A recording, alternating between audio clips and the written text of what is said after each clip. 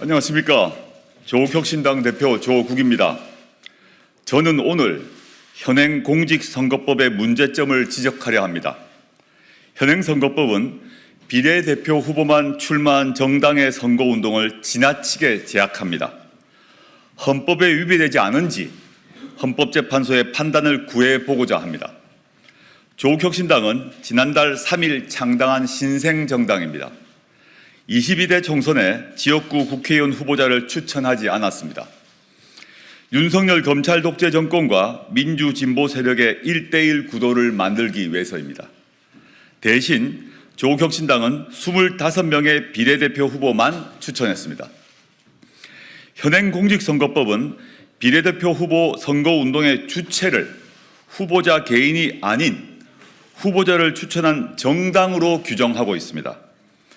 비례대표 국회의원 선거에 참여하는 정당은 정당별 비례대표 후보자 중 2인의 텔레비전 및 라디오 연설, 중앙선거방송토론위원회가 개최하는 대담, 토론회, 신문, 방송, 인터넷 광고를 통한 선거운동 등을 할 수 있습니다. 아주 많은 선거운동을 할 수 있는 것처럼 보입니다. 하지만 유권자들을 직접 만나서 할 수 있는 것은 없습니다.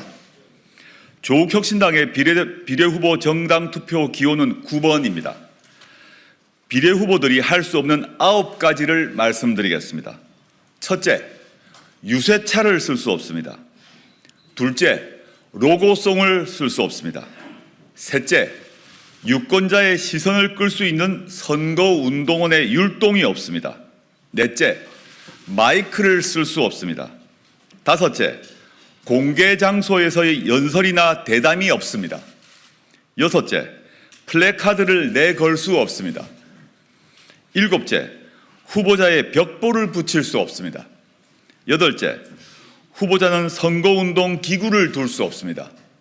아홉째, 후보자는 선거 사무 관계자를 선임할 수 없습니다. 지역구 국회의원 후보들이 마음껏 하는 선거운동을 비례 후보만 내세운 정당들은 못합니다. 지켜볼 수밖에 없습니다. 제가 전국을 돌아다니며 유권자들을 만난 자리에서 오로지 육성으로 기자들의 질문에 답하는 형식을 빌어 유세 아닌 유세를 할 수밖에 없는 이유입니다. 헌법재판소는 과거 이와 같은 비례대표제 선거운동 방법에 관해 몇 차례 합헌 결정을 한 바 있습니다. 그러나 2020년 제21대 국회의원 선거 때부터 비례대표 국회의원 선거가 병립형에서 연동형 비례대표제로 변경되었습니다. 지역구 국회의원 제도에 부수되어 있던 비례대표 국회의원 제도가 독자성을 갖추게 되었습니다.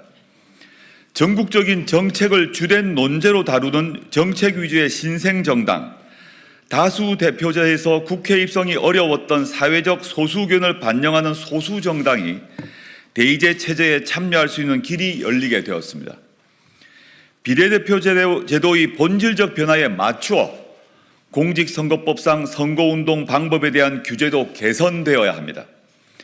조국혁신당은 현행 공직선거법 규정들에 대해 헌법재판소에 헌법소원을 제기해 위헌 여부에 대한 판단을 받아볼 것입니다.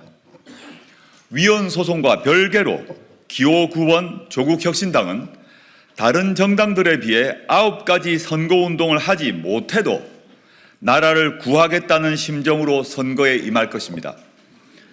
헌법소원의 결과는 선거 이후에나 나올 것이고 조국혁신당은 지금 선거법을 준수하며 선거운동에 임할 것입니다.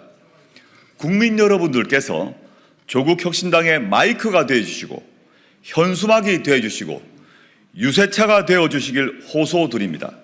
더 빠르게, 더 강하게, 더 선명하게 행동할 것입니다. 고맙습니다.